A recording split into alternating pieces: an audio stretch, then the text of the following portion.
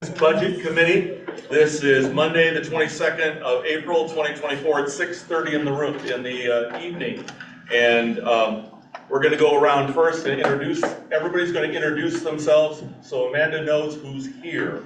And then I'll make a couple of announcements and we'll move forward. So, I'm John McCardle and I'm the Mayor of Independence. I'm Bill Boisvert, I'm a city member. I'm Jason Kissler, the IT director for the city. Amanda Christensen, I'm the HR director, and Karen kinda. Miranda Garrison, committee member. Shannon Core, Independent City Council. Aaron Tyler, committee member. Case Sforzo, City Council. Alex Parscalov, committee member. Sarah Jones, city council. Dawn Moon, City Council. Jennifer Porter, committee member. Marilyn Morton, City Council. Nathan Christensen, committee member. Bob Mason, police chief. Patrick Bodley, library director. Hi, Fred Evander, city planner. Natasha Adams, museum director. Emmanuel Boyachea, communications director. Sean Irvine, Economic Development Director. Gerald Fisher, public works director. Mickey Ditchin, accounting manager. Rob Moody, finance director. I'm And this is Kenna West, our city manager. She has a dental thing that as long as she doesn't have to move her mouth much, she's not in pain, in more pain. So anyway, thank you everybody for being here. Something that didn't make it on the agenda, and I just want to put it out there. Unless there's strong objection, let's plan to end this meeting at 8:30 because people have work tomorrow.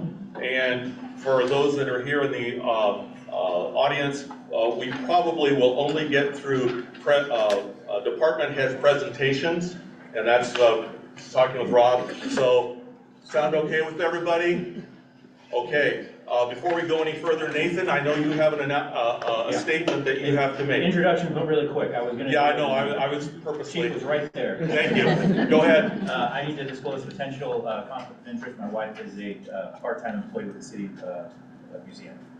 Great. Is that good?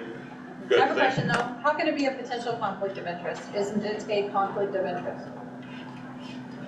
There are, I can actually. I called the Oregon Ethics Committee today just to go through that, so I can answer it. I called them too, so it'd be interesting to hear about you. Well, so. Go ahead, Nathan. Potential conflict is because there's still the city council meeting after this forum.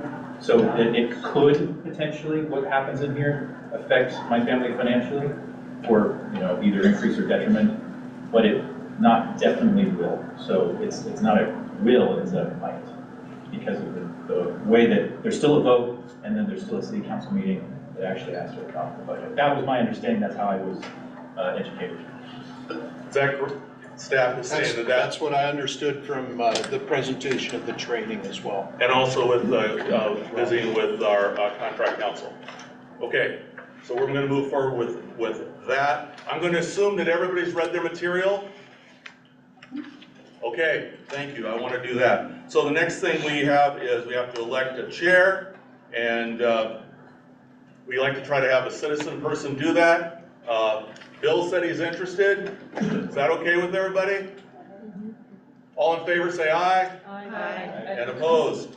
Thank you. I need somebody to be willing to be the secretary, to a person to officially look and say, yep, we've done the minutes. And it's not as important for a city like us, but it's state required. Who wants to be the secretary? I will call on one of you. Miranda's agreed to be the secretary. Okay, Bill, I would just suggest we just go down the list, and I'll help along the way where necessary. All right. Can everybody hear okay? Loud, please. Okay, and I do want to make sure everybody knows, this is called an OWL, and this is being recorded, and it'll be on YouTube, and the public can watch also. So okay, with that, I will now be as quiet as I possibly can. Okay, looking at the agenda, first thing we want to do is go over the budget calendar. So, Mr. Chair, if I may, the budget calendar has been provided to the members of the committee. We're here tonight on April 22nd for the budget committee meeting that followed the orientation and training last Wednesday. We have tentatively scheduled meetings for May 1st, May 8th, May 15th. If we need that many meetings, we have them on the calendar. If we don't need that many meetings, y'all get a night back to yourselves. We will do our necessary publications in advance of the hearings, and we hope to go to City Council for adoption on June 11th. We have the June 30 adoption deadline under state law so that we have the authority to expend funds come July 1st. Okay. Thank you. And then at the back of your packet, you should see the meeting minutes from 2023. Does anyone have any questions or points of interest for that section? Does anyone move to approve the minutes? I move to approve the minutes as received for both meetings. A second. 1 second. All right. Eric. All in favor, say aye. Aye. All opposed? All right.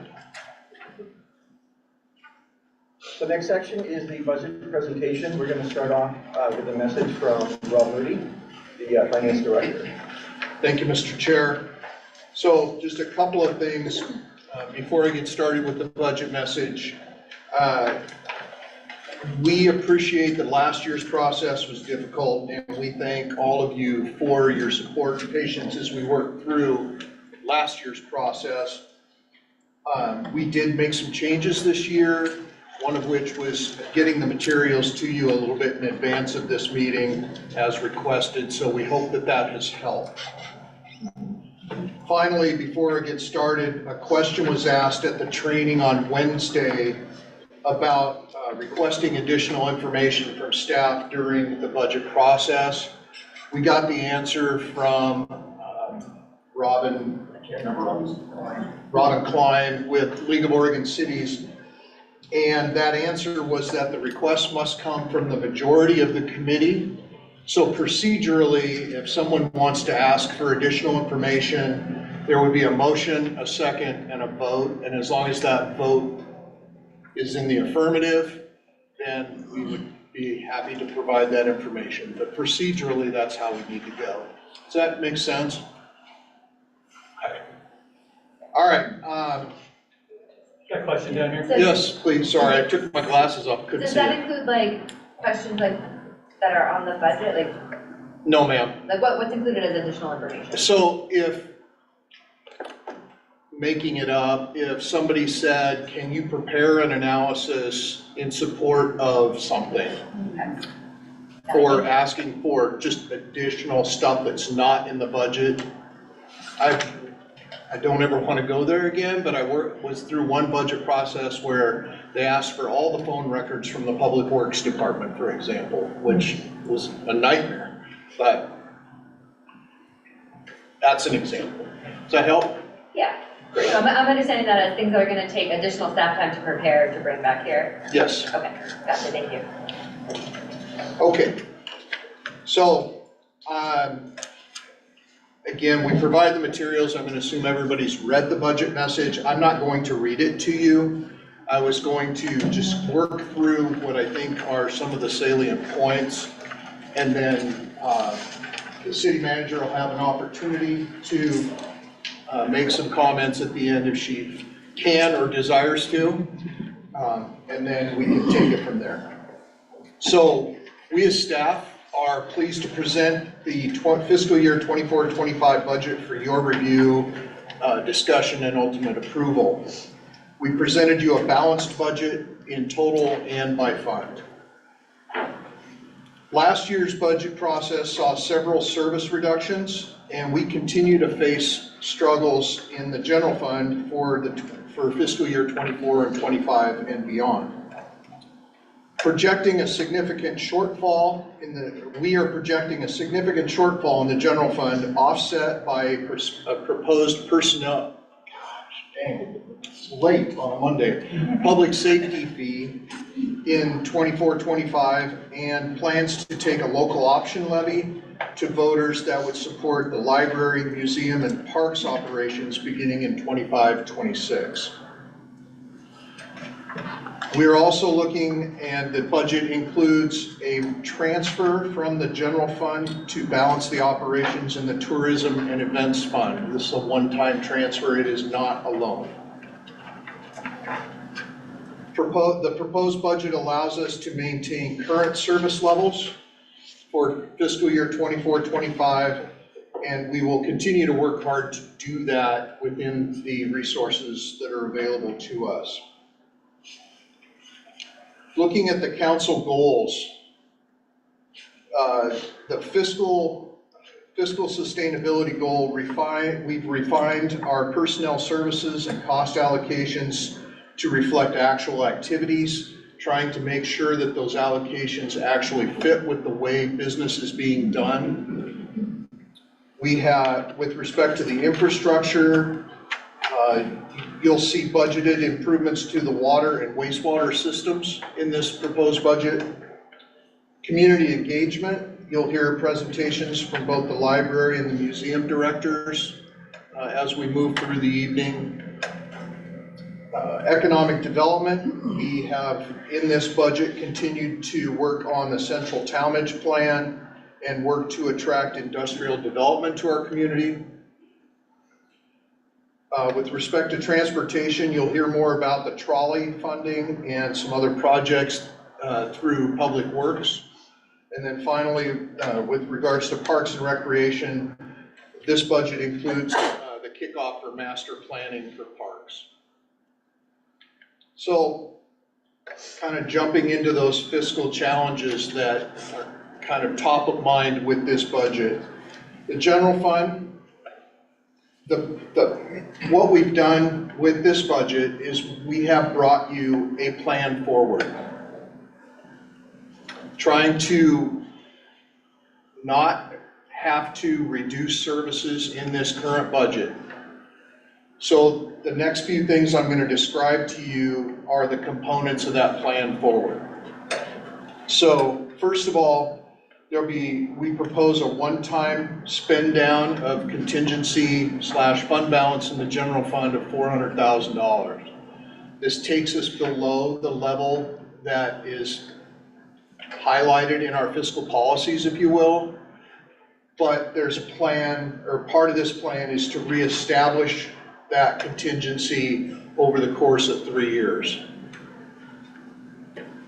We're also proposing that public safety fee of $27 per utility customer per month for the fiscal year 24-25. Obviously, it's beyond the reach of this budget, but then the plan is to drop that public safety fee to $10 per month per utility customer in subsequent years. That first year, 24-25, will raise about $510,000 for the general fund and provide for that stability. And then along with the $10 per month per customer fee going forward, it gives us that opportunity, or we're projecting the opportunity to be able to reinvest in additional police resources in each of those subsequent years.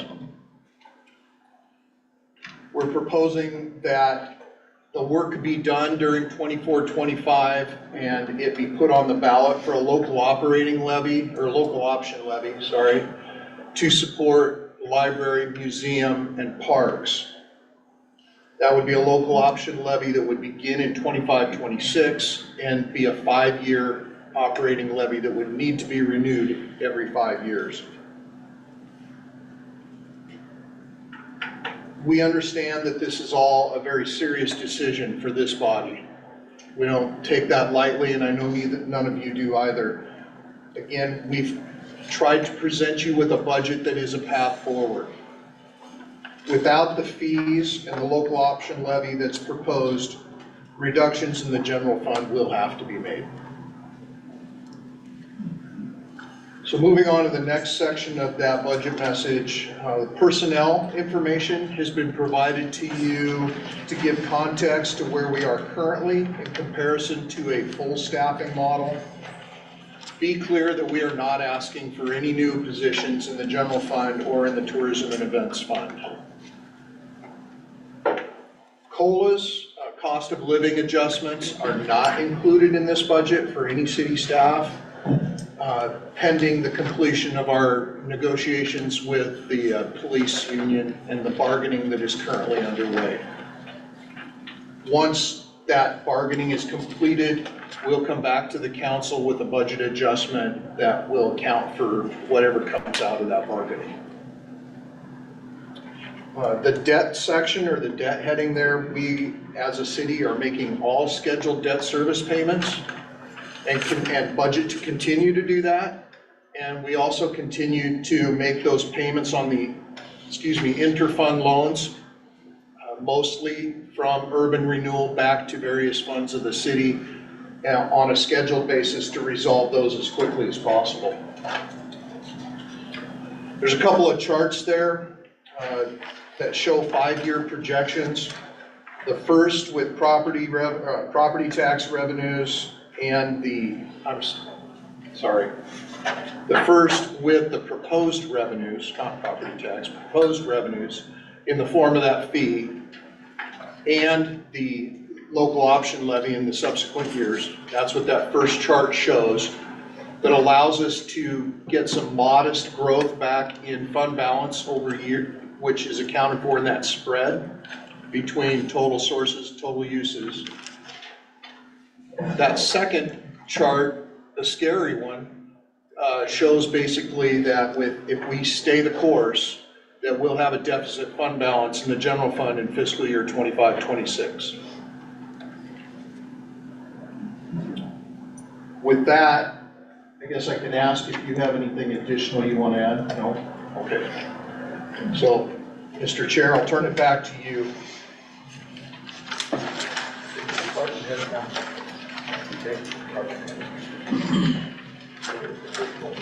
And I think So I'll start.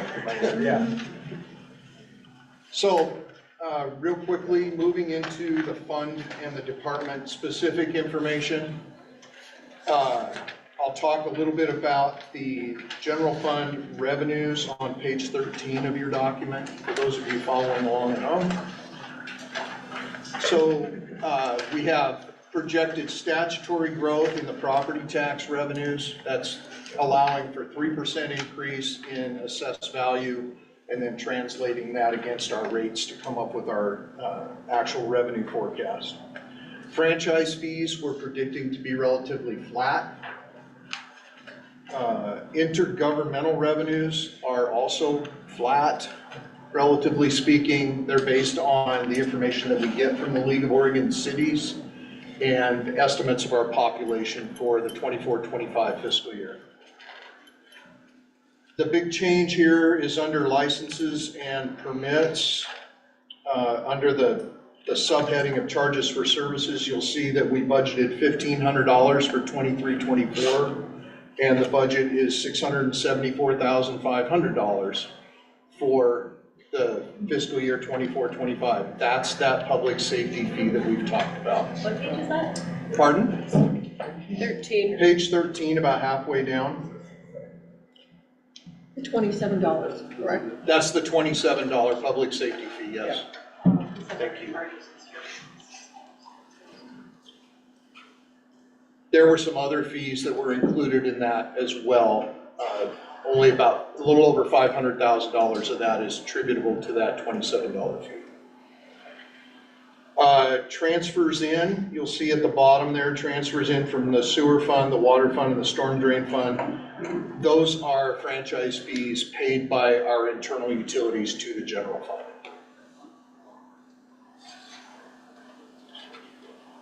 If there aren't any questions about any of those items, I'll move ahead and go ahead and present the administration department for the city manager. Why do we transfer these fees into the general fund? I'm sorry, I couldn't hear you. Why do we this is a great room and nobody can hear each other. Why do we transfer in these transfers from sewer, water, and storm drain into the general fund? Is that common? Yes, it's very common across any number of local jurisdictions. It's for the same reason that others pay, like outside Northwest Natural, the electrical whoever the electricity is here, is it? Pacific Power. Pacific Power, PGE, they pay franchise fees, so do our internal utilities. It's compensates the city for their use of our right-of-way, their use of our services. Mine also pays. Minet as well, thank you. So historically, they didn't pay franchise fees? Is that? No, I don't know when they implemented the franchise fee here, it predates me. It was codified by ordinance, and it's 7% for each water, sewer, and stormwater to the general fund. Okay. Thanks, Jared. Yep. All right, so with respect to the administration department, there's really very little change in this department relative to last year's budget, with one or two exceptions. The first being, you'll notice a significant decrease in contract services. That's because I'm not a contractor anymore, I'm the finance director now. I mean, that, a lot of those contract services were to the firm that I previously worked for. Also, the reallocation of personnel services brought those costs down because some of the city manager's time and effort that is benefiting other funds, we took another look at that, refined those allocations, and the result was a reduction in the general fund. Can we see those numbers in this? Because I couldn't. They're in an appendix, I believe it's appendix 4, in the way back of your document. Page 96. Page 97. Oh, so just a percentage number. Yeah. So are there any questions about the administration department? Yes? This is a 10,000 foot level question. Okay. I noticed that one of the first sources on here is sale of surplus property. Right. One of my questions was, if we are eventually, hopefully going to build a recreational facility that will include a new pool, do we have the right to sell the property where the old pool is? I'm unable to answer that question. We don't know how we came to own that land and if there are any requirements related to It would that. be worth looking into it. Okay, thank you. Any other questions? Yes? I've noticed this for this department, but also in several others. There's a significant increase in dues and memberships. Great. Is there like Oh, a blanket thank you. statement for those? Yeah, thank you for bringing that up. I was actually going to get to that under finance, but I can address it now. What happened in the budget process last year, there was a plan to bring all of the IT-based subscriptions, so Microsoft and any host of them, into the internal or the information services department and then charge those back out through an internal service charge. That's the way the budget was built. That's not how it actually happened. For whatever reason, those costs are now being direct charged to each department based on their actual use. So that accounts for that change from one year to the other. And it gets booked into dues and subscriptions because they're subscription-based agreements. Does that help? Yes, and is that why then there's IS services that were projected but then not? Yep. Okay, great, thank you. Yep, thank you. It's a great catch. Okay, moving on to the finance department. Yeah, it's you. Nikki's gonna handle the finance department. Thank you for stopping. I'm on a roll. Okay, so in the finance department, we're moving to a new cash receipting platform that better supports our online customers. Finance will be helping with whatever revenue strategies come out of this budget. Personal services increased due to hiring the finance director. Training costs increased because of a training plan for the finance department we have, or the finance team. You will see an increase across the finance department for the common expenses, which we just went over, for the software subscriptions, utilities, and insurances. These expenses were reallocated across funds and departments based on the analysis. And does anybody have any questions? Yes. We're on line items right now. Sure. Are we on Yes. page 20? I just want to Yep. confirm. Yes. Can be. Yes. Okay. Why did training and travel jump from 4 to 10,000? So we put, when I came on board, I talked with the team, and we had not had any significant training whatsoever other than for the finance director in previous years. And we put together a training plan that's tailored to each of the positions. That's wise, thank you. Thank you. Any other questions? So I got Yes. one. Oh, sorry. So I also noticed, and again here and in several other departments, there's a significant increase in utilities for electric. Is there a blanket statement on that? Yeah, it just ended up costing way more than what was budgeted previously. I can't tell you how that budget last year was derived, because I got here after that. Well, the But numbers seem consistent this is with based years on, prior. yeah, this is based on, we based this year's budget on the actual expenditures that we saw during 23-24.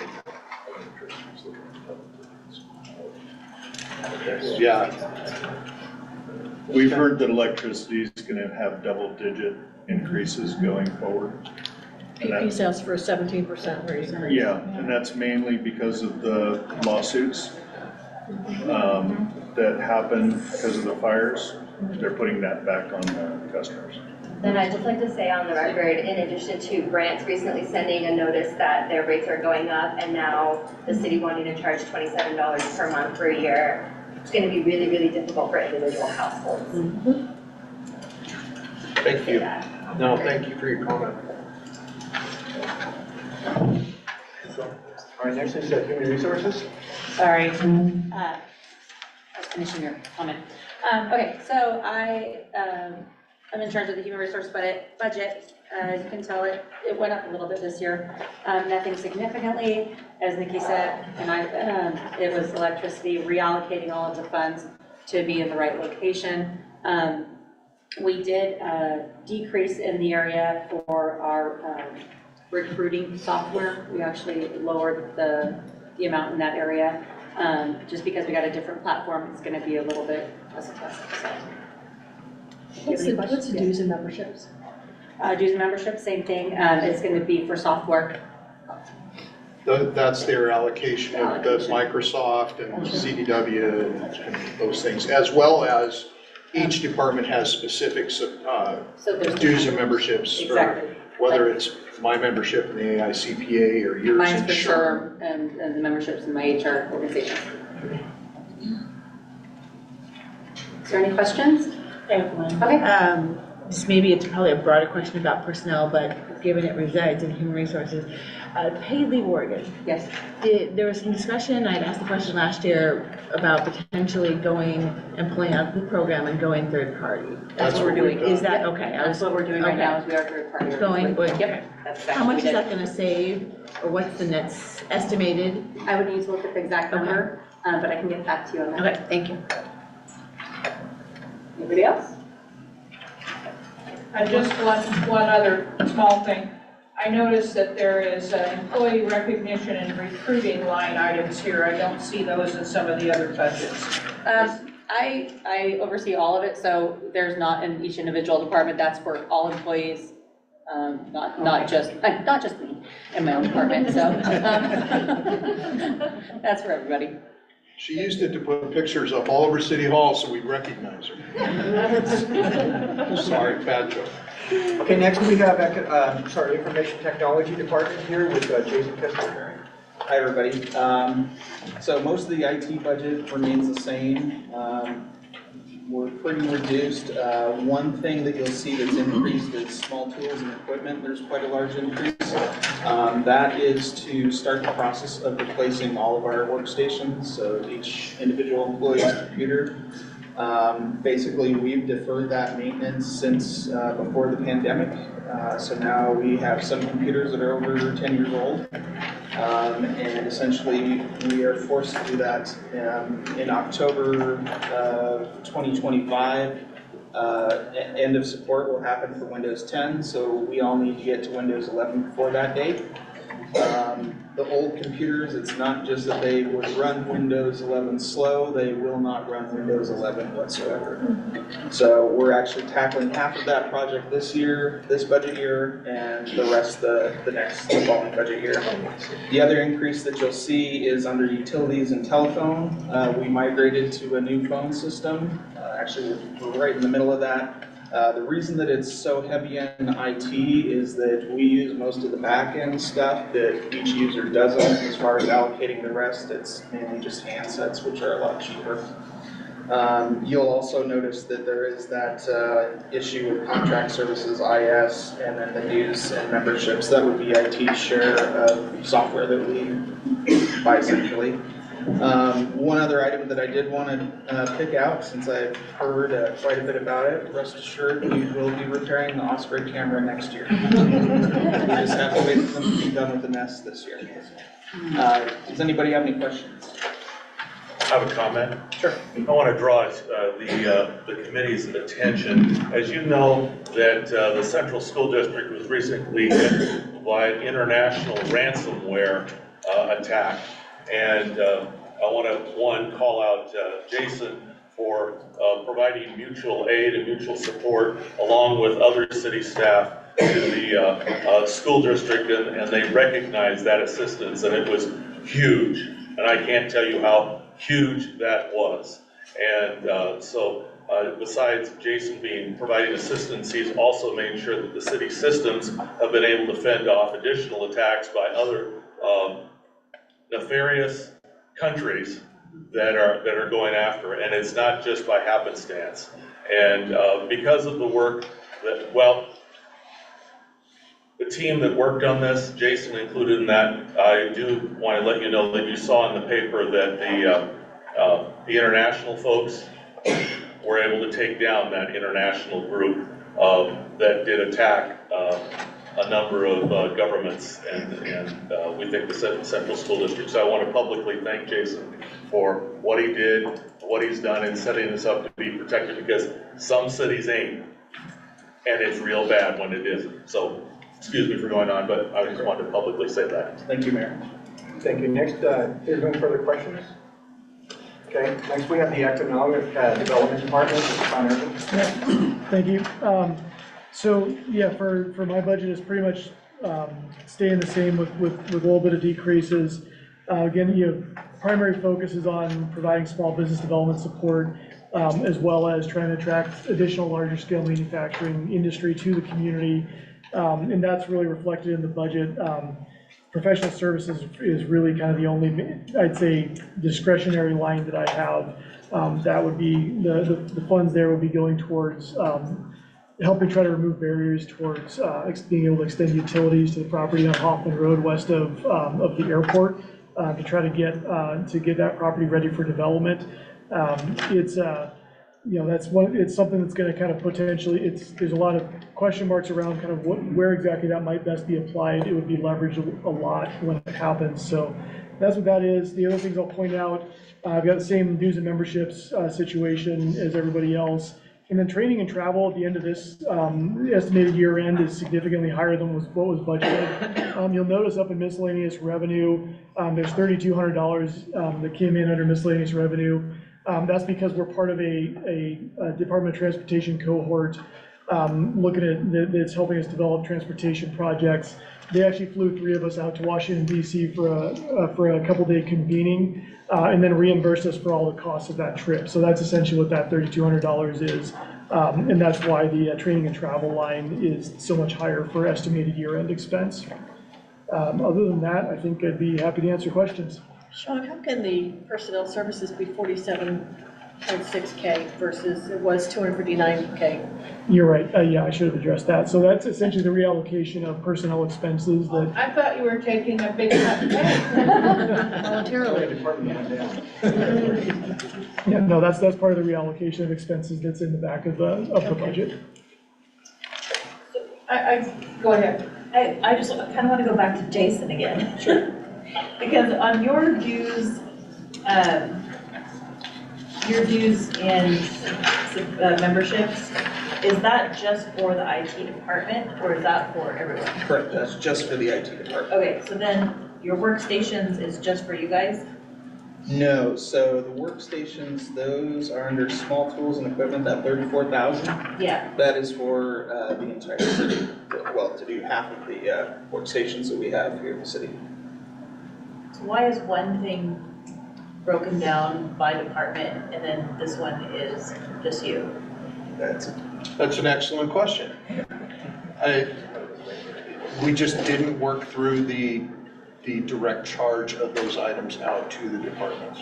It's hard to follow sometimes when, like, for salaries, you have to look, I know there's a percentage, there's but a it's- percentage at the end of the page, but then you have to go through each and every budget to figure out what it is. It would be nice if those could be percentage and cost figure with each. I don't think you can figure it out.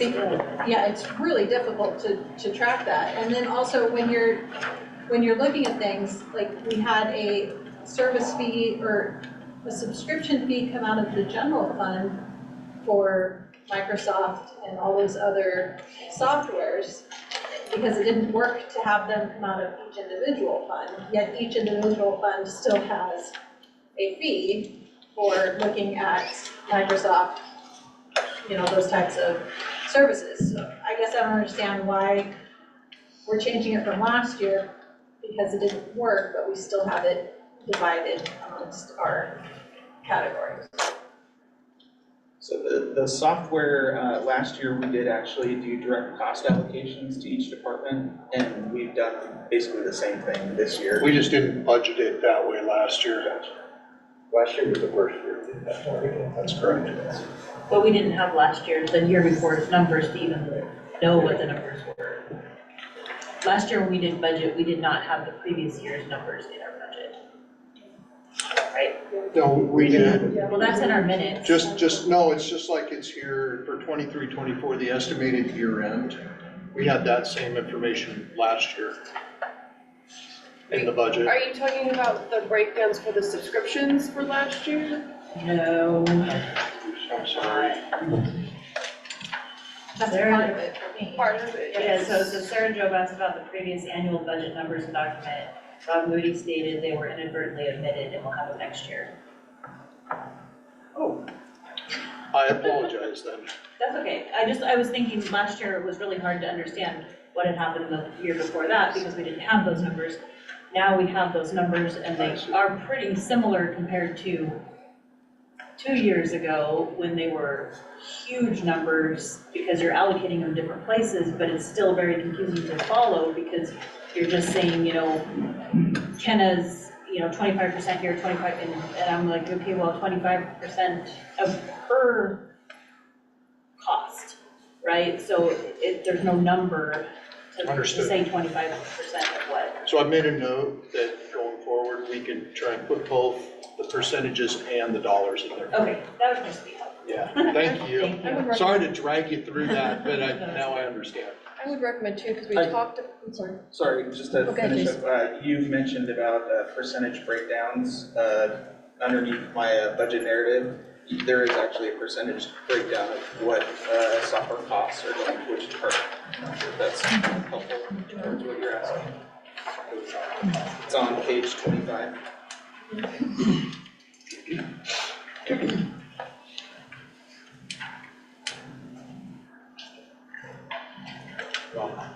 Okay, do we have any further questions for economic development? Okay, just a couple questions, just more kind of broad questions about what are we doing to bring in economic development into the area? A couple of things with the departure of Marquee broadly from that intersection there and that property, as to kind of what are we doing to kind of replace that Marquee, no pun intended, employer in our community, because that's a significant number of jobs in this community that was lost when they moved to Nevada. And then secondly, through my other occupation, I came to know about how much industrial land we have in this community. And what are we doing to utilize and make sure that land is shovel ready for when opportunities for businesses as they begin to move and relocate. And I know the context of me knowing with semiconductor, and I know that is kind of not our purview and not really our bailiwick out here, but that is great land. And so that is a great opportunity to bring dollars in this community. Yeah, no, you're absolutely right, and that's why I wanted to plug a little bit of money in the budget to essentially be able to capitalize on some of those opportunities, because we are actually within the area of influence of some of those semiconductor programs because of our proximity to Corvallis. And so I'd say the short answer to your question is, there's a number of programs at the state level with Business Oregon for funding the infrastructure needed to get large industrial lots ready for development.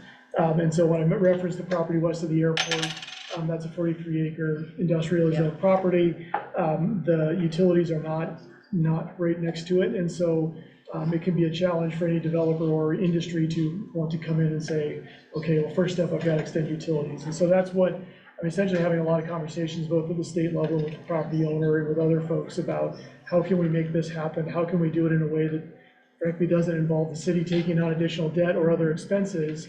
And at a minimum, looking at things like wetlands and other aspects like that that industrial folks want, questions that they want to have answered before they're willing to really look at a property. So that's. I know there's been a lot of conversation about funding and reinvesting in the Industrial Readiness Fund at Business Oregon, and I know that the money was talked about. I'm not sure if money ever landed in the account, but I know at least that through the semiconductor process, I think we all became aware of how ill-prepared we are to capitalize on all the industrial land from the readiness standpoint at the very base level. And so I was just really kind of curious as to what kind of conversations you were having with Business Oregon to capitalize on some of that money should and when it becomes available, so we are ready to go and take advantage of that business as the semiconductor Corvallis spread and those secondary and third businesses that have a smaller profile. We're a great community for those types of support for the broader, fabs that will hopefully come to Oregon. Yeah, and they did actually reauthorize the regionally significant industrial area and regionally significant industrial property programs, and so that's definitely what I'm looking at to try to get our property listed. Jessica? You had a question? I'm glad I let you go first, because my question is, that industrial land is also adjacent to existing and new residential area. So with industry, is there anything being done to weigh the environmental impacts and how that's going to affect being so close to a residential area? I know that's not budget related, but that is something that's really important to me, so I just would like a comment on that. Yeah, I think it'll ultimately come down to land use. That's where ultimately it will be addressed. I think as I go and try to find businesses and talk to businesses or industries about the opportunities here, I'm usually trying to kind of be judicious about it. I'm not approaching an asphalt batch plant about setting up shop over there. So semiconductors are definitely something that I think there's a lot of interest around it. I know there could be concerns around pollution as well. To be honest, I'm not familiar enough with the intricacies of it to really be able to say to pinpoint, this way, not that way, but I'm kind of looking mostly to start conversations and then see, the industry also is not interested in setting up in a place where they're gonna have negative impacts on the neighbors. And so a lot of times, when somebody comes looking at a property, that's one of the things they ask is, is my use, the things that I do, is that gonna be acceptable? So it's usually a two-way conversation about that. Sean, do you have a timeline from when Western Interlock is gonna move in? I have been reaching out to them. I haven't heard lately. They were on track. They were looking to open by 2026 was their plan. Just a couple little things. First of all, I'm glad we're dealing with water right now, because if we do bring in a semiconductor industry or most any electronic based, it's gonna have to have water. I do not see anything in the economic development statement about the Central Talmadge project. If that goes forward, will that all be funded with other people's money? Yeah. So, and sorry to finish your thought on the water, that is also a conversation that happens with prospective industries. If they come in and say, we need 1 million gallons a day, I'll probably say, sorry, it's not gonna work out. So that's definitely part of the conversation as well. Central Talmadge, at this point, we're basically looking at doing that entirely with, the planning is happening right now through a state grant. as we look at implementation grants, we're looking at ways we can leverage existing money as match so that the city is not investing additional dollars into this. Okay, and just one tiny little thing for Jason. Yes. I forgot to ask this, on your pie chart, there's a dark purple area, it's not labeled. What's that for? Is that you? It does appear CIT. It's in black on purple. Oh, what does it say? It says IT. Okay, thank you. 6.5%. Thank you. Undercover. Good catch. Thank you, Mr. Irvine. Are there any further questions? Okay, next we're going to go on to the Independence Police Department. We've got Bob Mason here. Thank you. So our budget is very similar to years past, except that in the last 2 years, we've been reducing things to try and meet budget. Some of those things had to be put back in, as well as we had a large increase in our utilities that accounted for $50,000 of our about $100,000 increase here, $90,000 increase. So utilities was about 50 of it. 10,000 of it was the city of Salem had been providing after-hours record support for Monmouth, Independence, Dallas, all of us. They just had record staff there 24 hours a day, and so when things had to be done and our records weren't here, they took care of it. And those things are required to be done within a very timely manner, like say, take a stolen car out of the system or add a missing person to the system. So this year, we're paying $10,000, our share of that Salem Records after-hours offering. That could go up in future years. It probably will, because it's related to personnel at City of Salem. But we're cost sharing that, and our share is based on our population and how much we use it. So I think we'll still stay at the lower end.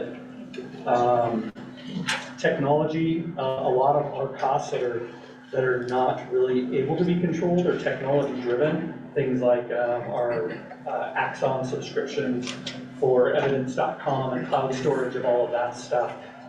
Computer programming, those all go up more than, the 3% a year that the income goes up. So catching up with some of those things that we had been understating, I guess, based on trying to keep our budget down in previous years. And then now that we're back to full staff, like we have all the positions hired currently that we should have, it also increases costs, right? So when we go out to the range to train all of the officers, more bullets are shot. When we replace uniforms, more uniforms are bought. So some of the things that we had reduced previously, knowing we were down and we were trying to, last year was tight, and we all knew that, so those went back up slightly. And really, there's nothing else there's no really cool new thing in this budget, that I could talk about. Yes, ma'am. I don't know if it's even possible, but is there any enforcement around dog licenses? Oh, yeah. I mean, other than a letter sent to somebody, Yeah, we do follow up on that. Okay. Yeah. But only if people tell you they have dogs. You don't know somebody has a dog. True, but when you look at our revenues, our dog licensing revenue up there. Yeah, it's pretty high. It's $9,000, that's because, at like whatever, $35 a dog, it's substantial. We do a lot of letter sending, and we do, anytime the officers contact, have a call that involves a dog that's unlicensed, it gets referred back to code, and then they follow up with it. Yeah. So it looks like there's $130,000 increase in salary and about $200,000 for benefits for next year. Are you planning on hiring an additional person? Rob? Those are step increases for personnel, and the vacancies where we had partial filled this year, maybe they're fully filled next year. We run a pretty detailed by position personal services projection for each department, and the benefits go up. It's things like PERS, healthcare. So I guess, and I can answer the part of, we don't at this point plan on hiring any additional staff unless we pull the trigger on the grant that we got. That would be the only one that counts as well. Well, the trigger's an interesting time. Oh. Communications, looks like communications for 911 and communication services are also going up significantly. Yeah, so that's our share of what we pay to Salem Dispatch Center, and then that's also where that $10,000 for that records person that I was talking about, that goes in that same pot money to pay for, it goes to the dispatch center, to the city of Salem. Okay, one more question. $5,700 proposed for donations. I'd like to know donations to what, because that's 211 $27 payments that residents are gonna have to pay. That's a great question. So that is a matching program. So back in, I don't want to script the year. We had an officer here, his name was Roger Lloyd, and he ended up getting in an altercation at work, and from that, he developed Lou Gehrig's disease, and he died from that. And so out of all of that, we started a fund at the Monmouth Independence Community Foundation, and the city matches the donations that officers make out of payroll if they opt to participate. So it's $25 from the officer, $25 the city matches, and it goes to that community foundation to help support a situation like that if it comes up again. It also has done some scholarships. It is to a point now where, I don't remember our fund balance, but it's to a point where we're also doing some scholarships for officers if they want to go to training that we can't fund out of the budget, and also for some college scholarships. My questions are, the budget is being written because you're saying that we're going to be fully staffed in the police department, but you're saying we're not going to hire any more staff unless we get a grant. So are we projecting a budget on hiring people, but we're not? Not in 24, 25. Well, and I would say, there's a caveat to that, I'm retiring, so you're gonna hire somebody in 24, 25, right? Because I'm walking out the door and somebody's gonna backfill me, and then there's Right. probably But gonna be new positions, not Yeah. new positions until 25, 26. Okay, because I just want to make sure we're clear when we go for a levy, because that's what we're asking for eventually, but public safety, we're going to ask for. No. Public safety. Levy's not for public safety. Okay, the $27 fee then is an accurate reflection of what we need. If we don't need it, maybe we could look at that number again, because that is. And then we are also very, and I love the police department, so this isn't a negative, but we're also very top heavy. We have 3 sergeants to oversee 11 and a half people. It seems like we would get more bang for, sorry. It would be more powerful if we use that money to hire. So I will tell you that we are way under everyone else in upper administration, and we are barely keeping up, and we're unable to do all the things we need to do in the administration side and still provide the field supervision that is necessary, I think, to have a really good force. Monmouth currently has a chief, a lieutenant, and 4 sergeants. Dallas, a chief, a deputy chief, and 4 or 5 sergeants. We have stayed very lean in that area, so I think we really need another position in that area. I wouldn't probably put an additional officer on the road without some other command staff to help keep everything that you need to do properly done, like in terms of policy review, and still have people able to go out and do field supervision, like go to those calls and watch what's going on and supervise in the field. Because they will tell you they spend way too much time in the office now. As probably with the officers, but I will tell you I agree with you, and that's why we have 11 and a half officers and only 3 sergeants, because I think that's, I think we've hit the threshold where we've got to have some more supervision to continue to. Can't one of them move up? So that we have 10. We could restructure, but we couldn't restructure and have like our SROs and the detective, and we would lose something that we have now. I know this was lightly proposed last year. Has any more thought been given to Independence and Monmouth combining? I would say there's been a lot of thought, but there's been no. Because that would significantly reduce the cost. There's probably a lot of duplication of services for such a small area.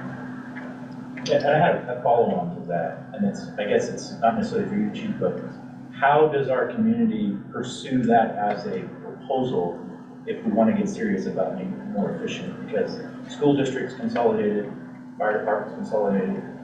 I mean, we're talking about the staffing issue, like, there seems to be potential for savings there for efficiency's sake, like, what's the form to do that? That's a general question. When I guess I have a follow-on to that or something to add to it. Would it really Louder, save? Kate. Would it really save money by combining? I mean, have we done any preliminary that shows an indication that it would actually provide a cost savings? I don't believe a serious analysis has been conducted that could answer that for you. There's been some spitballing, you know, but nothing that I would want to have to stand behind. It's a lot of assumptions made, right? Okay. To follow on to Nathan and follow on to Kate, I brought this up several times. And again, what do we do to get this process rolling? Who needs to make the decision that we're gonna look into this? Is that your decision, Kenna? Council would have to direct us to do that. To do Gotcha. that, and you would Okay. have to allocate funds for us to bring in a consultant and do all of the things. Gotcha. Okay, so it falls on council to make that decision, okay? I have a couple questions just to add on to the current dialogue that's going on and to the articulation of the current staffing levels and the needed staffing levels and then the $27 fee. And I think just an observation to say a better articulation of what that $27 fee and why it's needed is probably helpful to the conversation about administration, because that's not reflected necessarily in the budget and it's probably not necessarily reflected in the service or the feeling of safety I think many in the community feel, because we see police officers, but knowing that there's a back end amount of work that does occur and does take time away from the road that they are doing, and some sort of articulation to say, if you're gonna pay $27 more on top of a Pacific Power that's probably gonna go up $30 a month for everybody, on top of a Brant's increase, on top of a potential property tax levy increase of $24 average a month, why do we need it? And I think just that, and it's not a direction at you, just a general articulation, just kind of pulling out of this information down here. My other question is on the COLA question. If we're negotiating with the police union, is there a salary pot set aside to address what I would imagine that we're not going to escape the increases we've seen throughout other jurisdictions in terms of the COLA and cost of living increases that have been substantial this past go around with contract negotiations at all levels of government. And so I'm just curious, it's not built in the budget, but are we putting some money someplace so when that dollar number comes in, we have it available? Typically, those monies are in the contingency. Okay. But you've seen how difficult our contingency situation is here at the city right now. That's the best answer I can give you. Okay. And then I want everybody to remember, we are at 2017, 2018 staffing levels for our police. We do not have enough police right now. A $27 fee will help to fix that in the future. So if you read the personnel, we're 7 cops down, right? 7 cops down. Yeah, in comparison to the national average for sworn officers per 1,000 of population, it would take another 7 sworn officers to get us to the national average. So we are full based on what we can afford, but we are not full based on what we need. Kenna, I believe you said at one point that we are actually staffed at 2018 levels. It's 17 or 18, yes, that is correct. So when Bob talks about that we're not hiring anyone, well, it's not because we don't need them, it's because we can't afford them. So And that's the difference. No, and I understand that, and I think that the articulation of that information out to the broader public is going to be helpful. And I think us knowing it and the broader public who are just gonna see their $27 and who may have the sense of feeling safe in their community and go, I look around and I feel like I can walk down my street, and I feel like I can go to the park, and I can feel like I could leave my car unlocked and somebody's not gonna rifle through it in the night. We're gonna go. Don't do that. Don't worry. It's spelled out in the budget message under the deficits and needs. It tells you what we have and what we need. And we're in deficit in almost every department, correct? Correct. Okay, thank you, Chief Mason. Are there any additional questions? I had, did you, in the budget, Chief Mason is leaving us as well as Karen, is that factored into our budget and everything, like Yes. replacement and? Yeah, we have factored in estimates for replacement of both of those positions? That's enough for recruitment. But the Okay, pending any further questions, we're gonna go to the municipal court. Nikki? Support is consistent with the prior year, there's no significant changes. We're still working on cross-training for court. And then the new cash receiving platform will also better support our online customers for court. Does anybody have any questions? I know it's not a lot of money, it's 50K, but why do we have to have a municipal court? We don't. I mean, I don't believe It's just there's a any convenience. statutory requirement that the city operate a municipal court. Unless the chief wants to speak to that. I wouldn't want you to get rid of the municipal court, I will say it that way. We get accountability at a level that I don't believe we could get trying to send things to district court.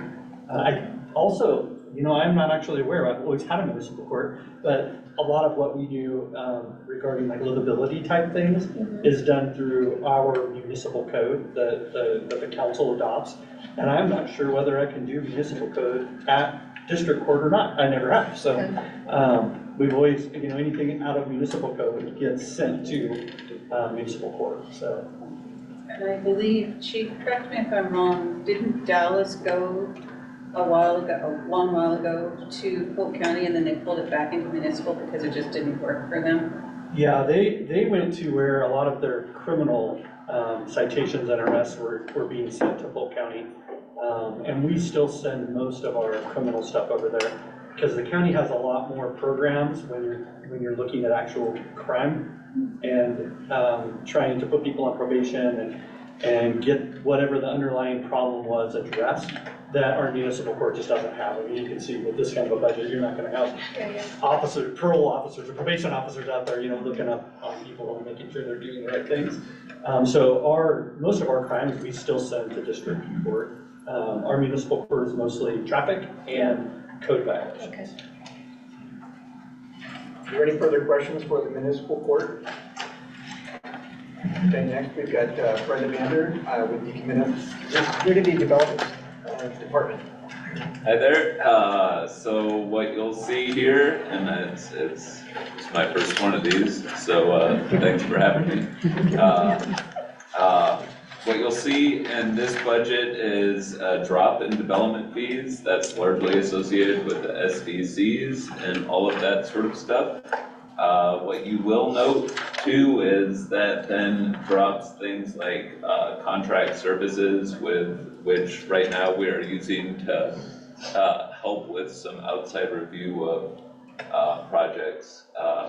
Right now we go through Mid-Willamette Valley COG for that, Council of Governments for that service. We don't tap it very often, but it was there in the last budget. You'll see that go down in part in this.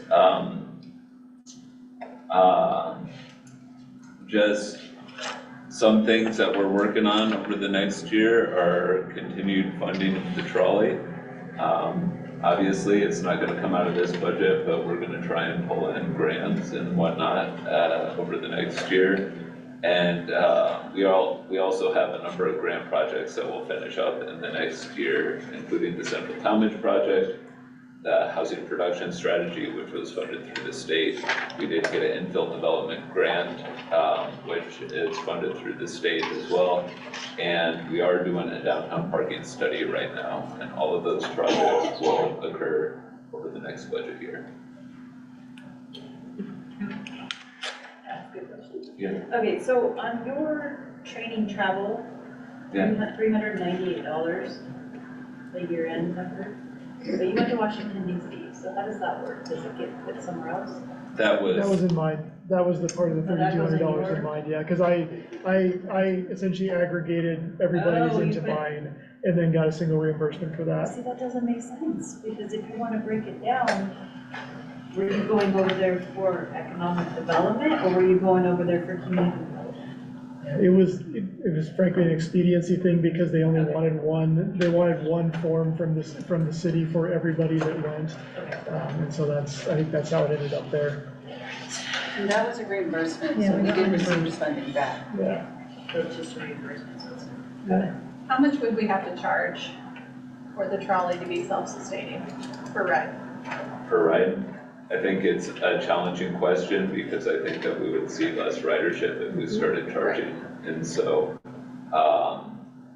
we know that there's, like, I've seen people hop on the trolley and take it for one stop.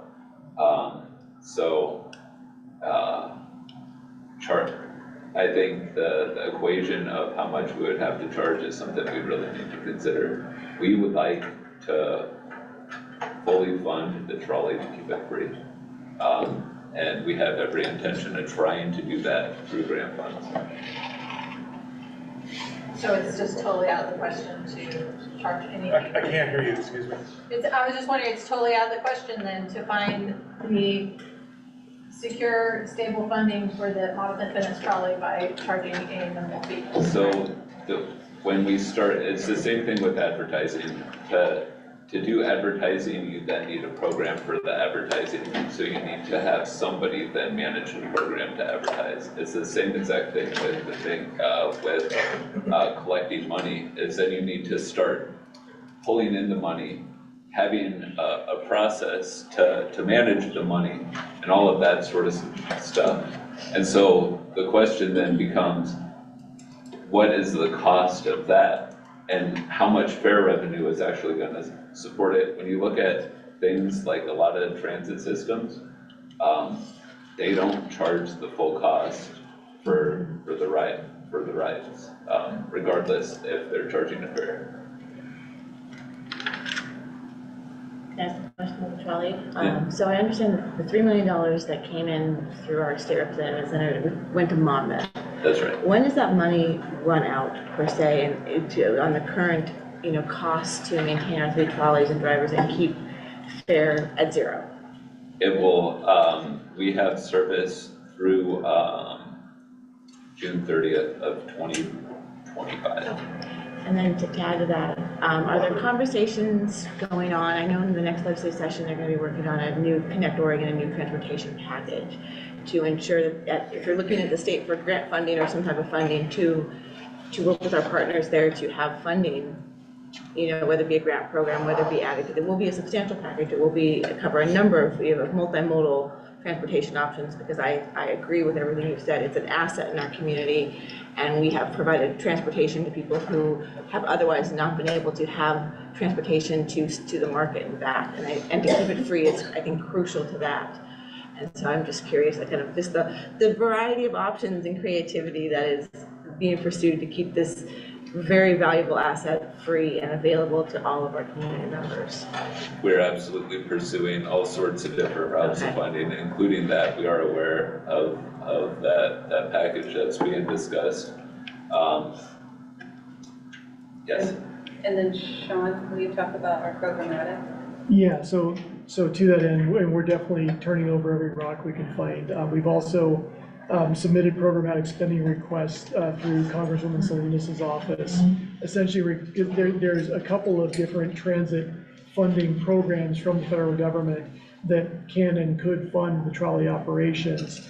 It's a kind of a limited pot of money, and so while we can potentially grab some, we've also asked through Congresswoman Salinas' office, if they can increase that pot of money to essentially be able to help fund the trolley without potentially taking away from other transit operations. All right, thank you, Fred. Mr. Chair, could I ask for a 5-minute break? Or 5 or, I don't, or 7? Tell us when you have.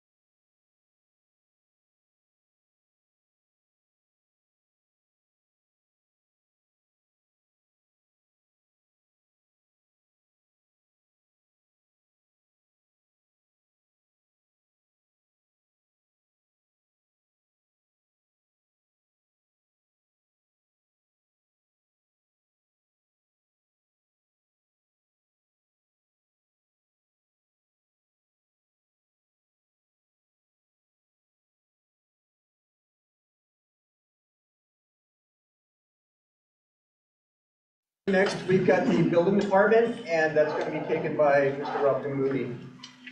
Thank you, Mr. Chair. So the building inspection department, our building inspector couldn't be here this evening, so I am covering this one. Again, very similar in presentation to the prior year's budget, with just a couple of highlights. The temporary position that is was assisting with the building inspection duties has been eliminated for the fiscal year 24-25 budget, basically because we are anticipating that dip in development activities that would require the additional services.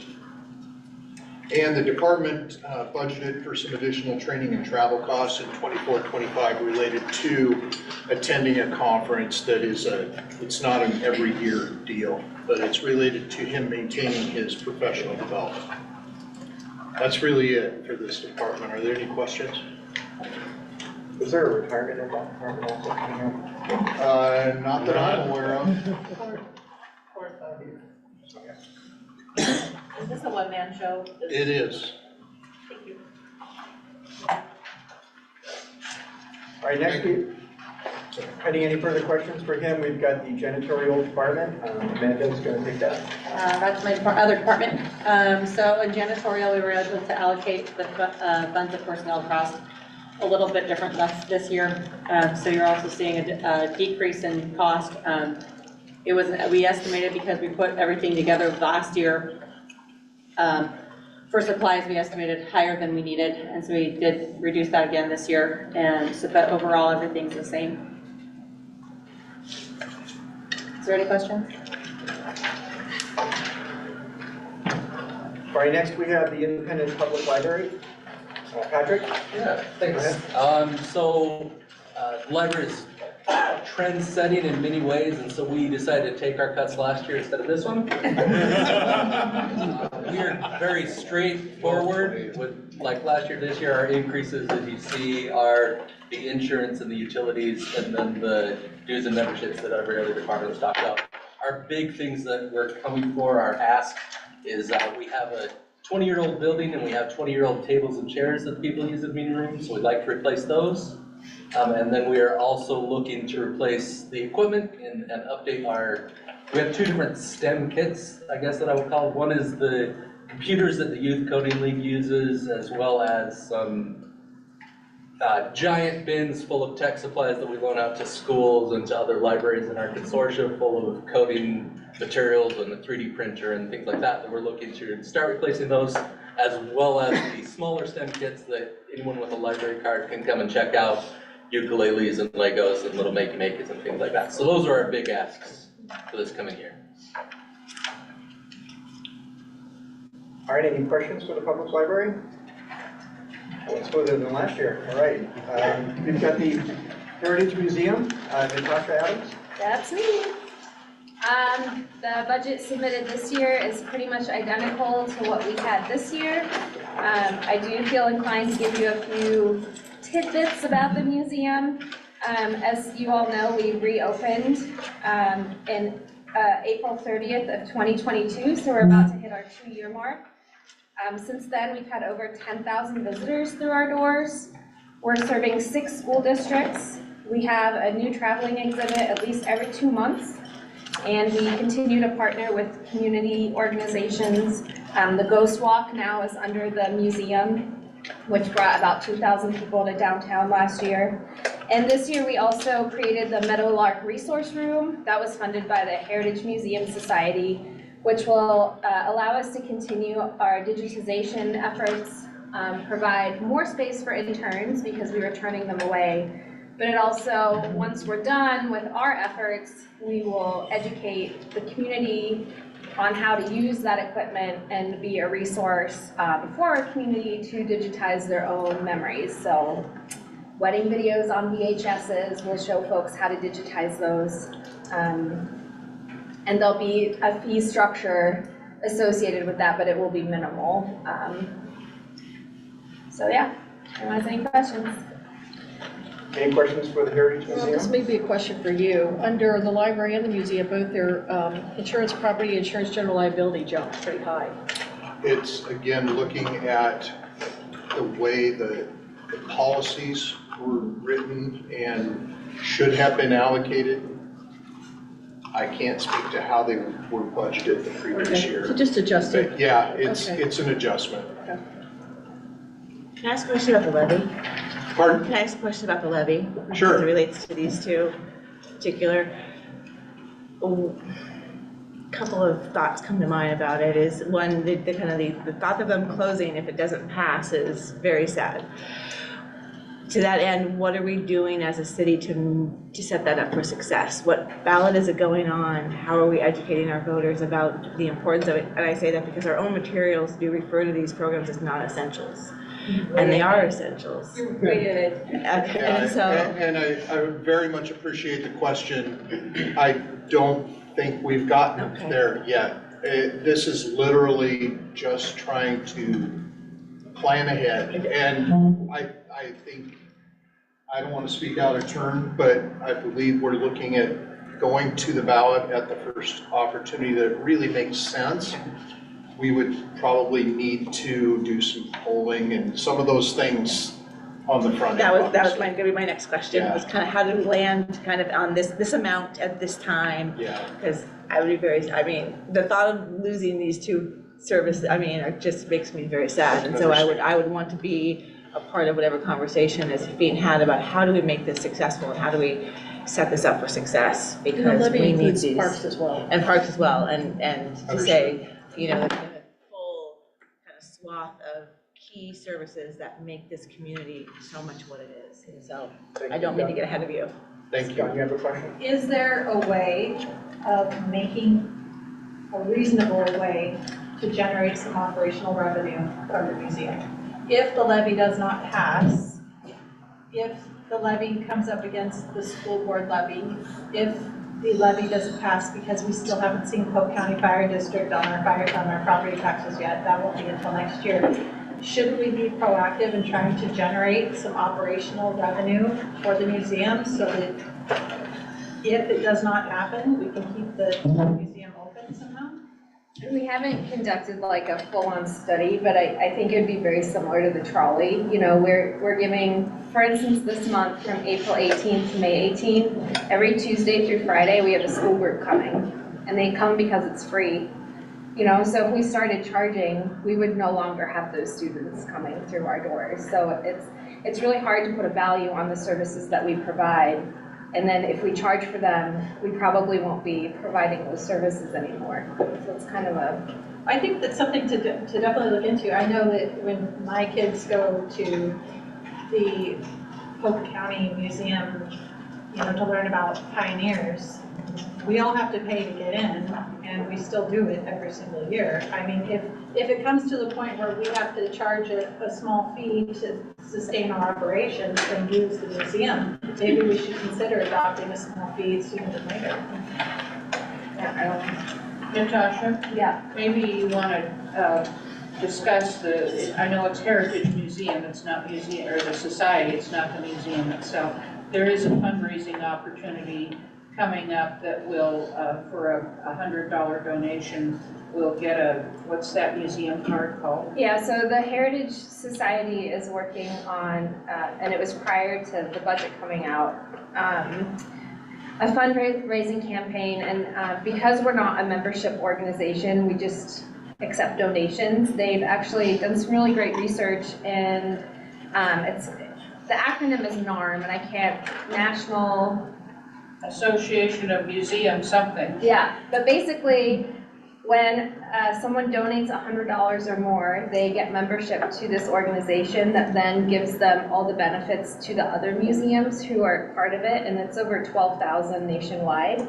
It costs the Heritage Society $100 to join that. So they're really hoping that is such a great perk. Like, I went to Chicago last week and got into museums for free because I had my NARM membership. That's such a big perk that hopefully that will bring in more donations, but we're not talking enough to operate. Right. I understand that. It would still be really great if we could look into trying to generate some money.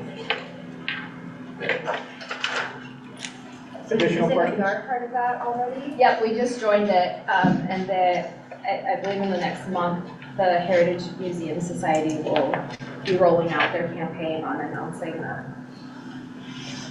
Because the society is who takes the donations as the nonprofit associated with us. The museum doesn't take that money. All right, pending any further questions, we've got the Parks Department. Mr. Gerald Fisher will be addressing that. So parks is just operation and maintenance of the parks. It doesn't cover any of the capital projects. Parks Cap Reserve, Parks STC funds cover those. As discussed with pretty much all of the rest of them, the changes that you'll see are in the salaries is the reallocation along with the increases based on the contracts we have. And there's an increase in repairs, maintenance, and building. We're seeing a lot more repairs needed to the Riverview bathroom due to vandalism and some other things. We also added some additional money in the land improvements to improve putting down gravel in the dog park and the ball field areas. One new one that's on there is the utilities for water.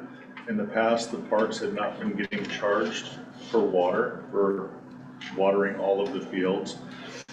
So now we're charging just based on the use. It's not a meter fee, but just the use of water because it's treated drinking water that we're spraying on fields to keep it green. So the water fund is getting recouped for that.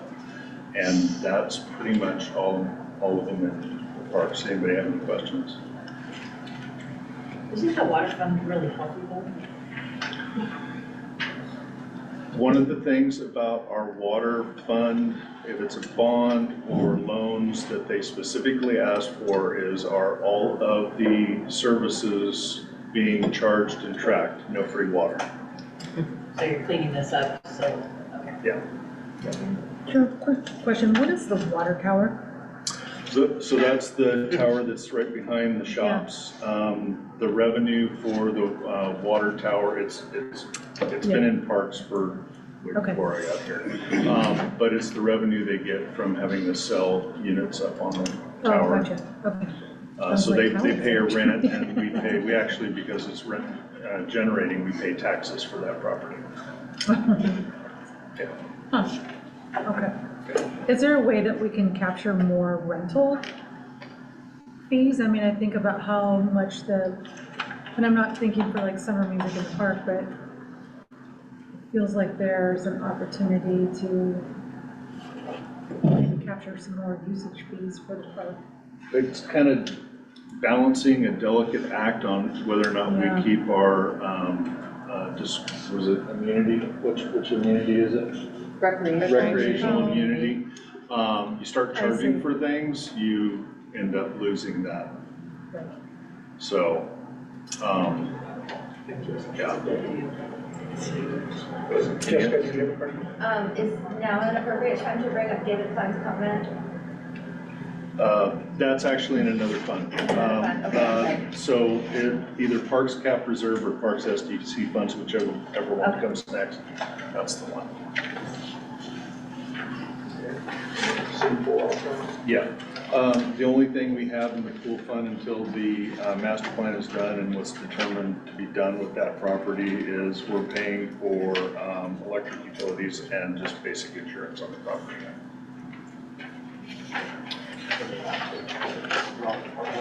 Okay.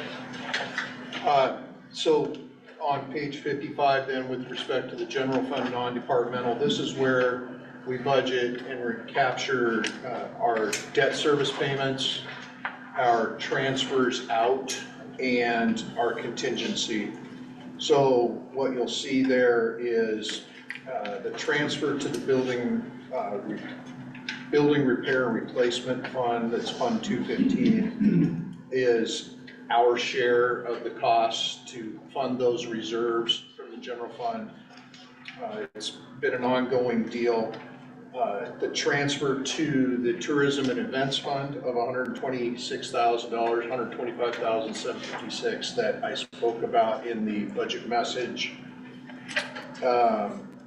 and so a couple other small transfers there, and then our contingency this year at roughly $728,000, which is that $400,000 reduction, again, that I mentioned in the budget message.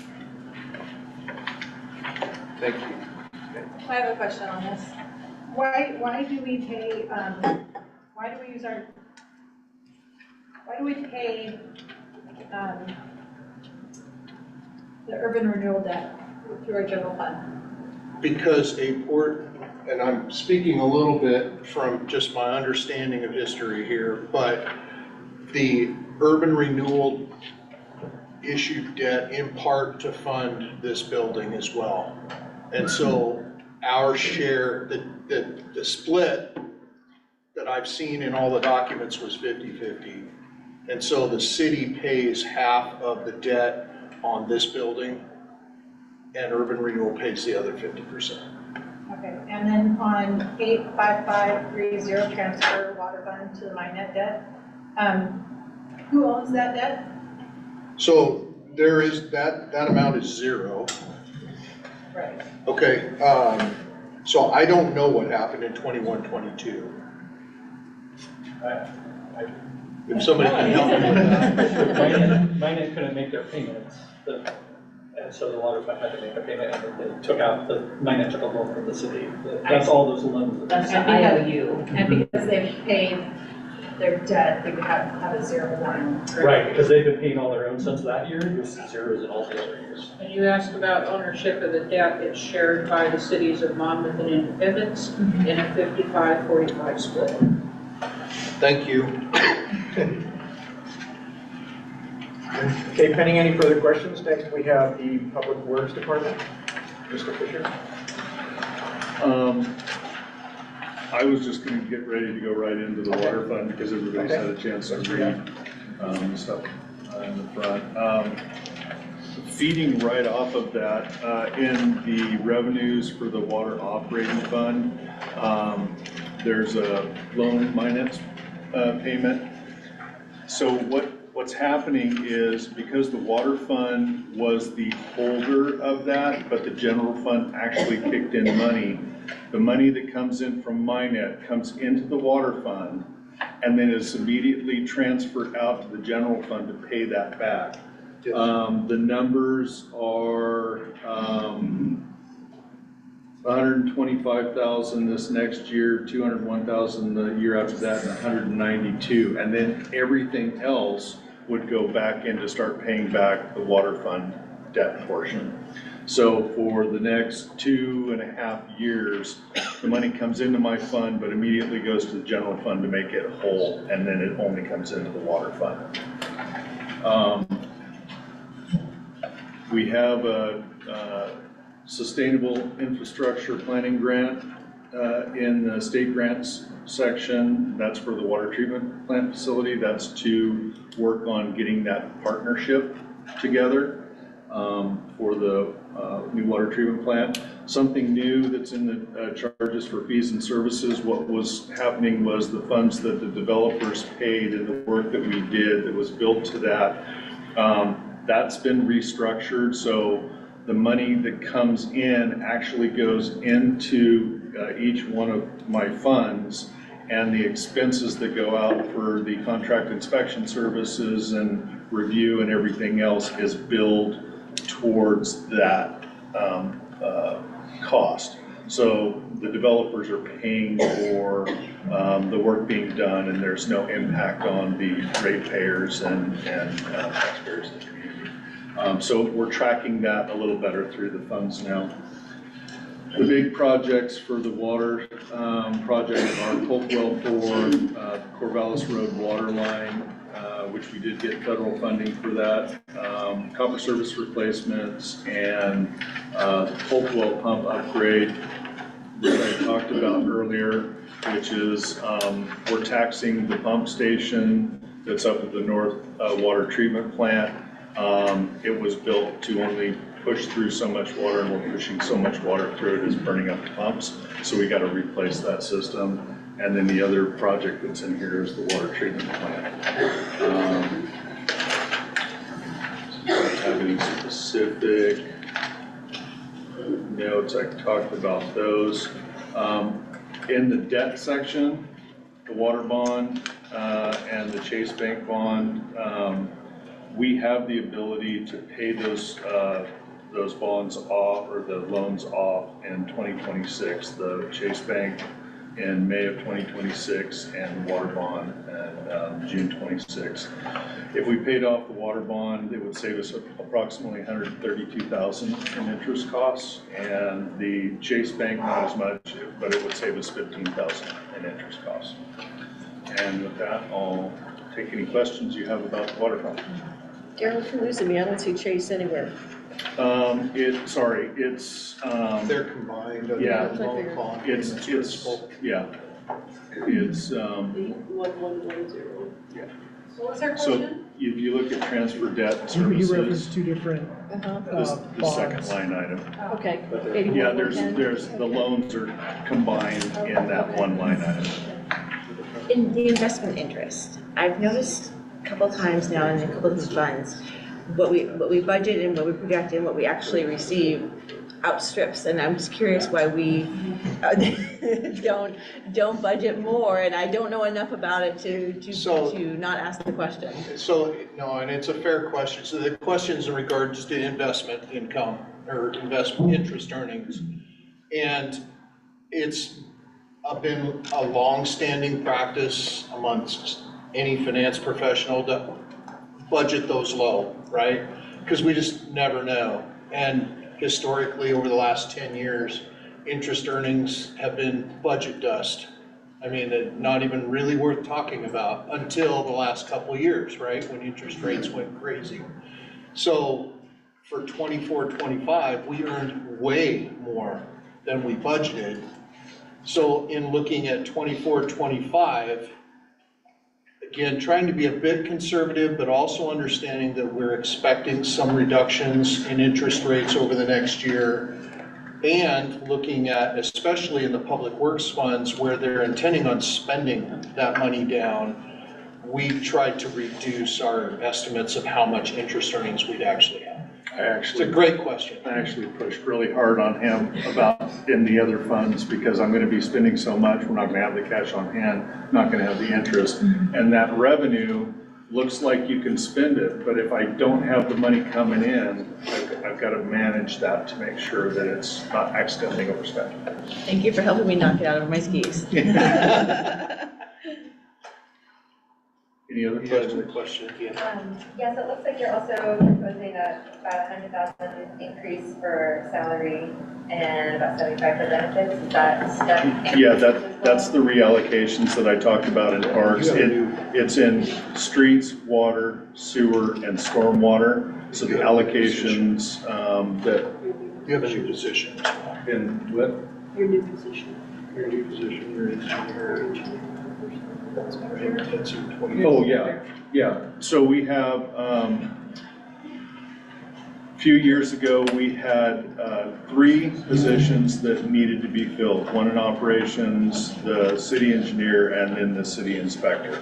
One of the reasons why we're doing the city inspector is to help with the asset management, which is a huge one. The second piece of it is right now we have contracted services for inspection of public projects. Contracted services, they drive down from the Portland area. It's been my experience that if you have an inspector in-house who's dedicated to the community, your inspections are really, really well done. So it's making sure that they're out there and they're monitoring and tracking to make sure that everything that's supposed to be built on our projects or private projects is built to our standards, so we don't have failures later on down the road. We only warranty them for 2 years, but if it happens on year 3, year 4, or year 5, then, and something's failed, I go back and I look at, okay, what did we miss inspection-wise? And because we have a contract inspector, I'm not getting the coverage that we need in the field. So that increases for that extra position? yeah, that and the allocations. Yeah. Sewer operations? Okay.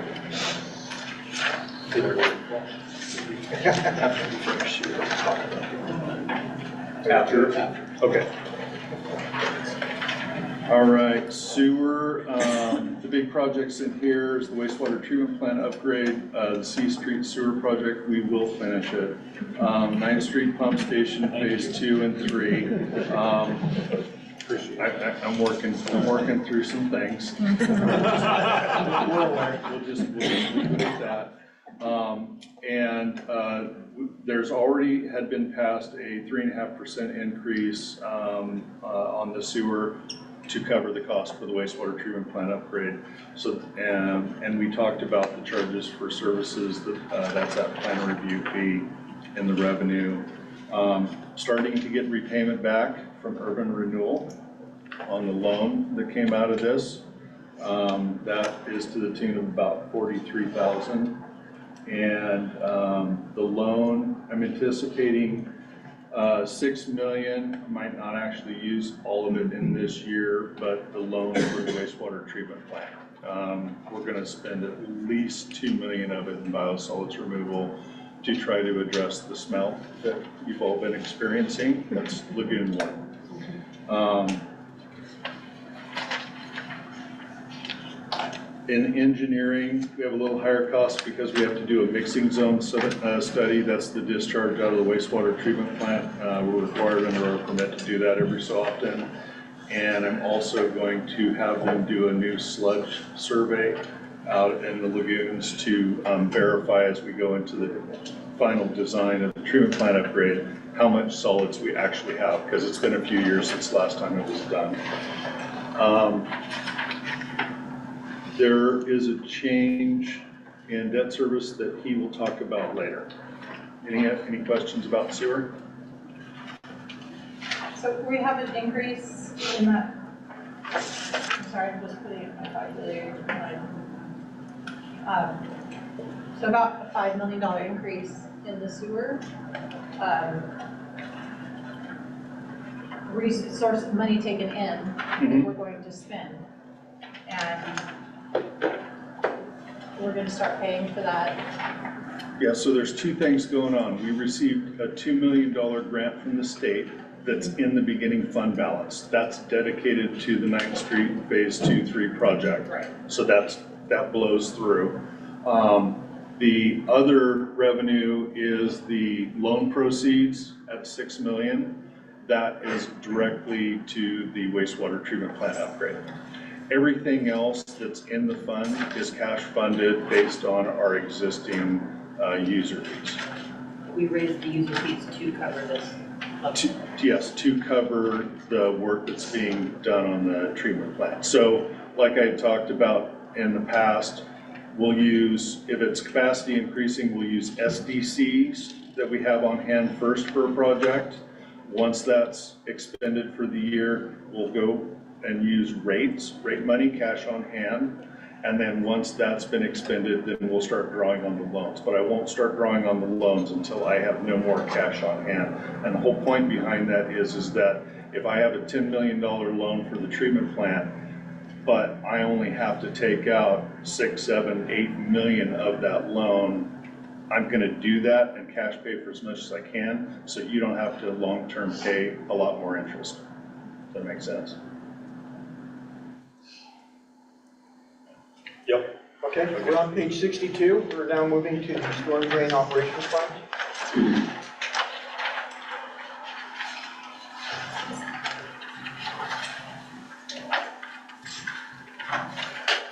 Sorry, I go by fund numbers and this bounces around. 540.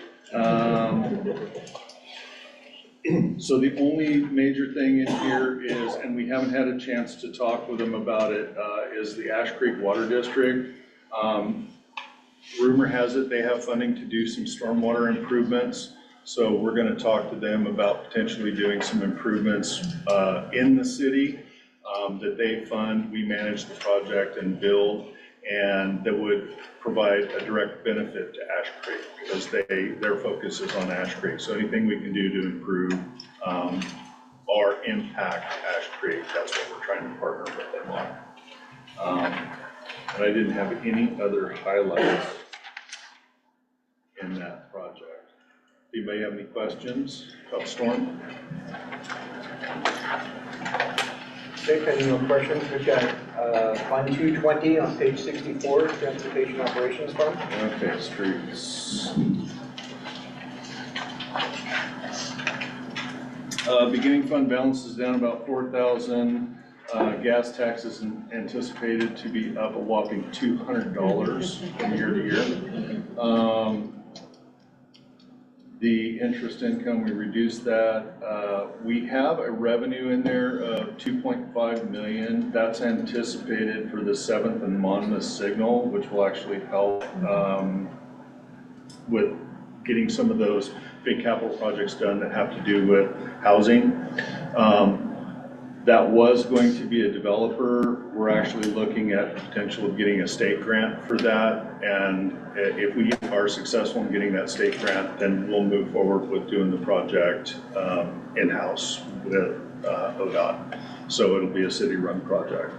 Is that the actual 2.5 million? 2.5, yeah. So that, we don't really have that, that's just. No, we think we no. have it. We're trying to get a grant for that.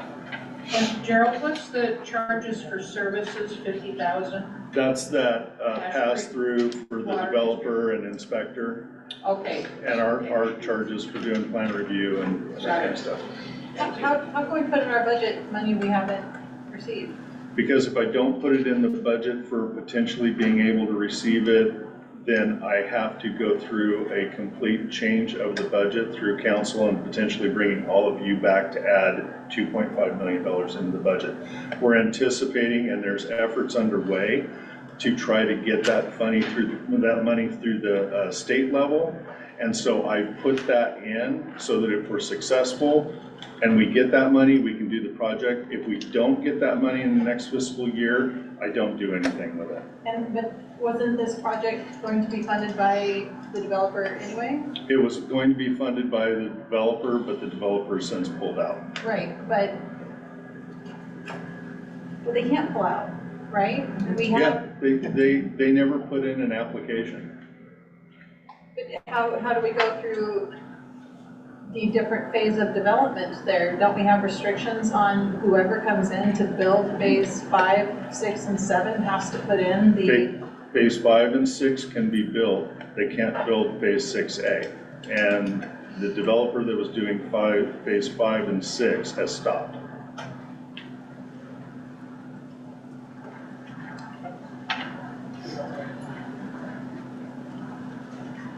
Any other questions? All these SDC funds quick before you do? Yeah, I can rip through them. Transportation Operation Fund 220. Just did that. Yeah. I'm sorry. Water System Development Chart. Water SDC fund, we're getting money back from urban renewal, and the fund is paying for Corvallis Road water line and the water treatment plant, a little bit. The other thing I wanted to mention too is on all the SDC funds, so I don't have to repeat it over and over again. We have money shown as coming in for Brandy phase 5 and 6, the one I told you that shut down. And it's going immediately into the contingency reserve line item. As I don't have cash on hand, I'm not going to spend it. So I'm only utilizing cash on hand out of the funds.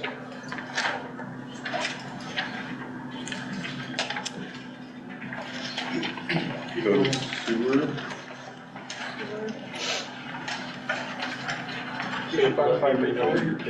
No, we just keep rolling.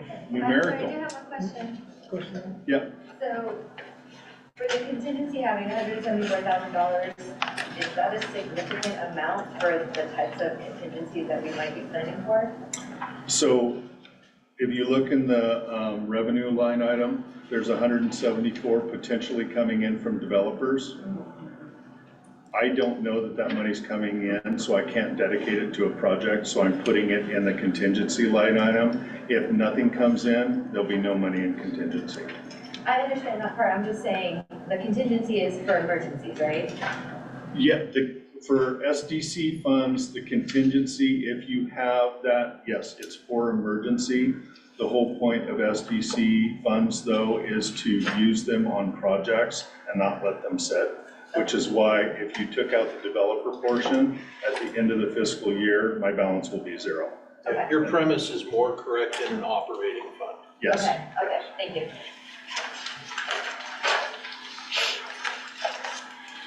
Sewer? Okay, sewer SDC's, beginning fund balance decreased by $775,000. The projects listed in there is the 9th Street Pump Station Phase 1, finishing that, 9th Street Phase 2, 3, and wastewater treatment plant. And same thing, the reserves is what we would get in if the development went forward, but I'm not counting on it. Questions on the sewer fund? Next is the storm drain fund, 545.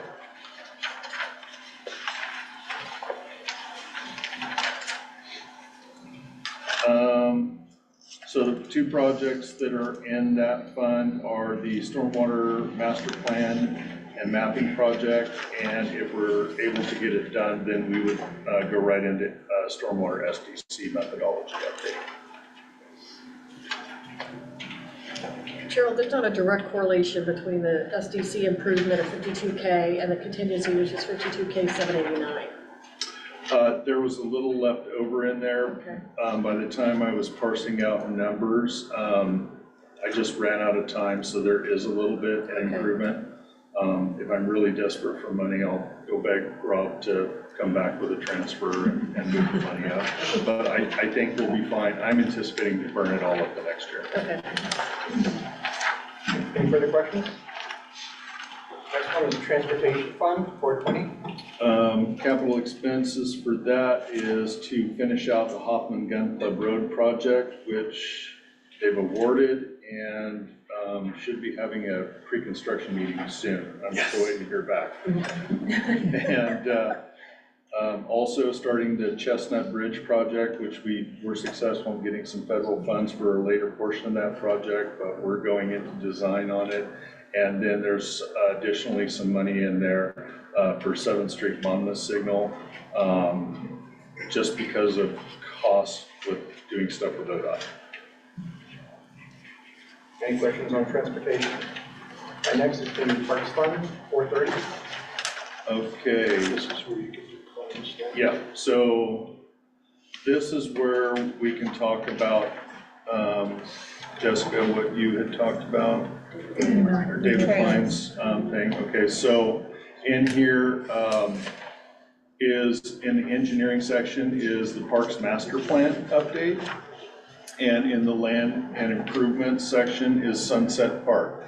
There are two park projects. I'll give you my spiel, and then you can talk about the other stuff.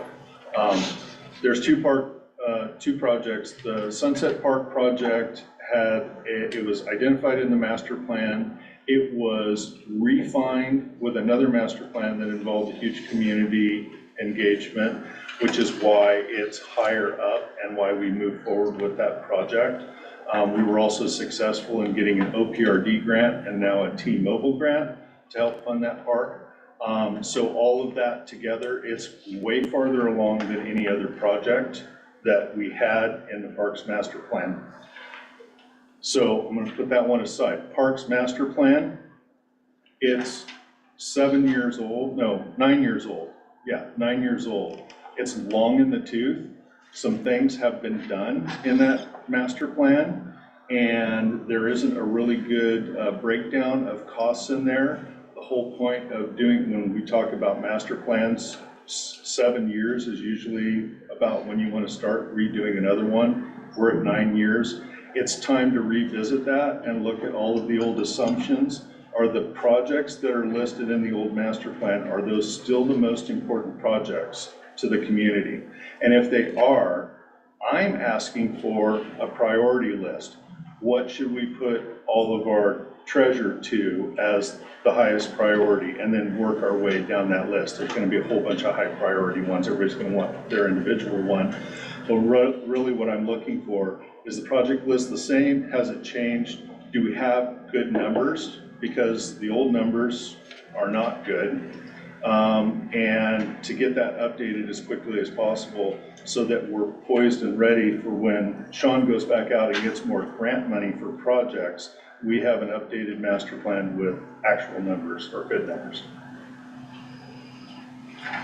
So the reason I was curious about David Klein's comment is I don't understand what the reference is to. Like, is there a suggestion being made that we're not doing what we need to get the matched funds? No, we did have a preliminary design. Sean was successful in getting a TGM grant. No, the ODOT Oregon Community Paths grant. Okay, so that work was done, completed, project closed out, got the final documents on it.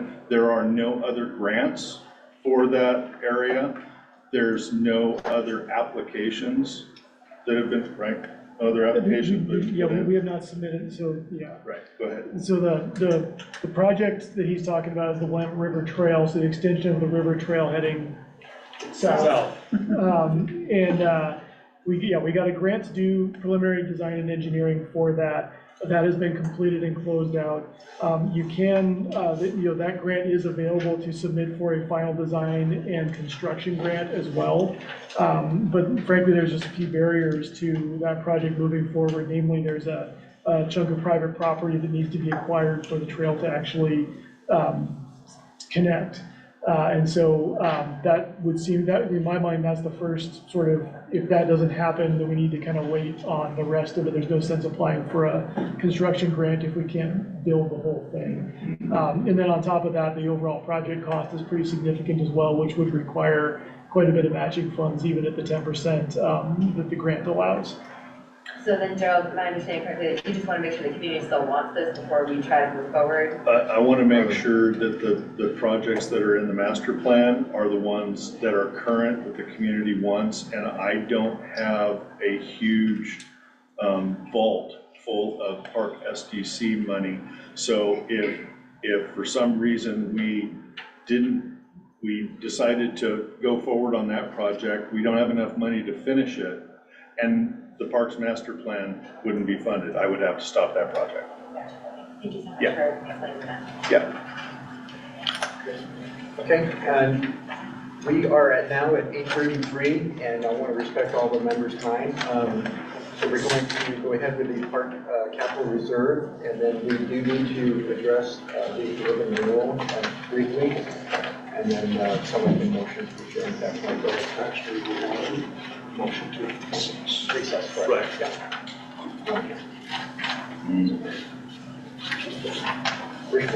Yeah, it's bus transportation. SDC, Parks Cap Reserve, okay. 425. So that actually is has Riverview Pathway Realignment Project and the Sunset Park Project. It's in two funds. There were funds left over in Parks Cap that were transfers from the SDC fund. I'm trying to expend those funds first, and then the rest of it would come out of the SDCs.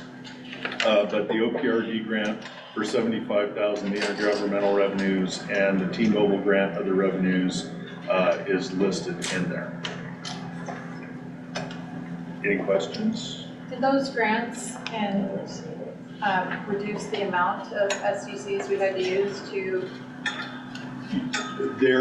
They're part of the budget. So yeah, the answer is yes. I would have had to use SDCs if we didn't have the grants. So there's $125,000 in SDCs that I would have left over because we got these two grants.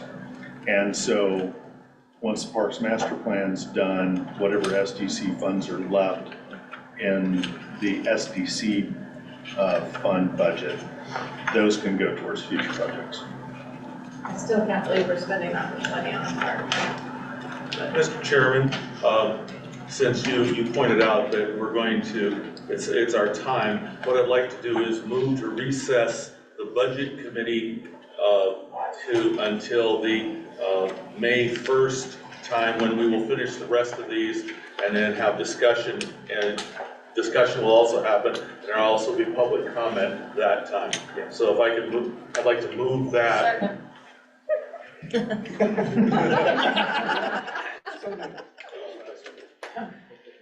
Any opposed? All in favor, say aye. Aye. Any opposed? All right. So now we can open the urban renewal budget committee meeting and declare that everybody who is here is here. And then ask, and then we have to approve the minutes. There you go. So you can just declare the meeting open, okay? So I declare the meeting open for the urban renewal.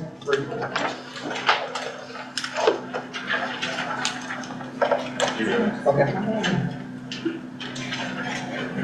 We're gonna go around the room for roll call. No, you just declare everybody who's here is here. Everyone, right, nobody's left the table, okay? We're gonna review the agenda. All right? And we move to approve the minutes. Does someone move to approve the minutes? I move to approve both as written. Second.